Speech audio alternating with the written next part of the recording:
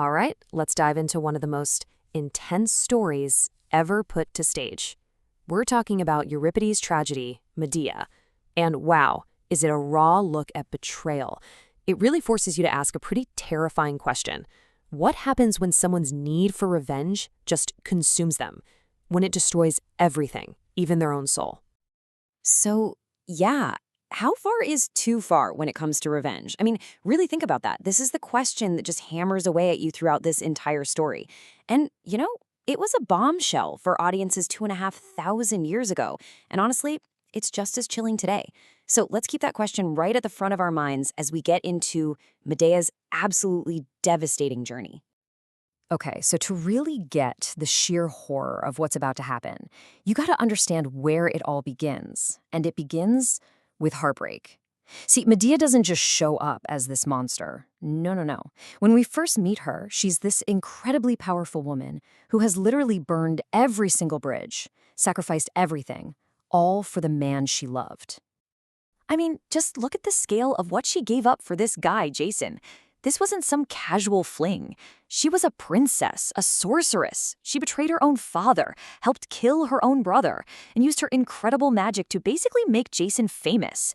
They ran away together, they built a whole life, they had 2 sons. Their bond was literally forged in blood and magic. And after all that, he's just gonna throw it all away? And you have to get this. This isn't just a simple breakup. It's so much worse. By marrying the king's daughter to climb the social ladder, Jason sets off this catastrophic chain of events. Suddenly, Medea, this foreigner with a, let's be honest, pretty scary reputation, isn't just getting dumped. She and her sons are being exiled, kicked out. They're about to be stateless, with 0 friends and absolutely no future. He's stripped her of every last bit of power. And this is the pivot, right here. This is the exact moment Medea's grief just curdles. It turns into something else, something terrifying. All that sorrow, it transforms into this cold, calculated rage. She's done being the victim. Now, she's the architect of a truly terrible revenge. So when Jason finally confronts her, you see exactly what the problem is. They're speaking 2 completely different languages. He's all cold logic and pragmatism, right? Hey, marrying the princess is a smart move. It's for the future, it'll help our sons. But Medea, she's not hearing any of that.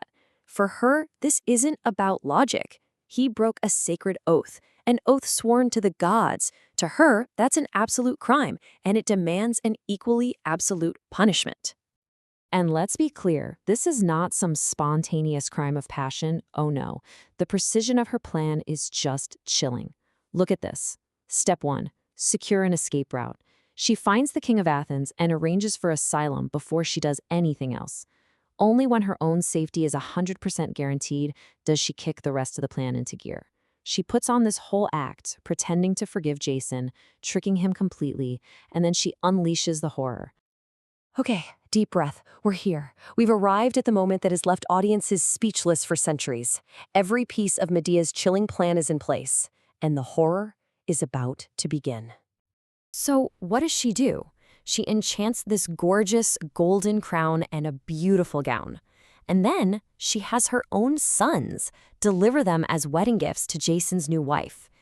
The second the princess puts them on, they burst into this magical fire. It's horrific. It literally melts the flesh from her bones.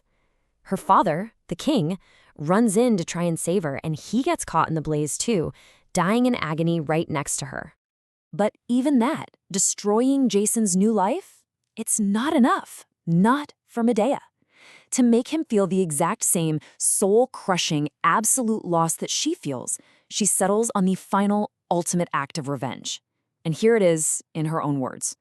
"My friends, I am resolved upon the deed, at once to kill my children and to fly from this land." Just, wow, there is no coming back from that. And she goes through with it. She actually does it. To completely erase Jason's lineage, his future, every single thing he loves, Medea takes a sword to her own 2 little boys. It is the unthinkable act. It's crossing a line so fundamental to our humanity that it absolutely cements her place as one of the most terrifying figures in the history of theater.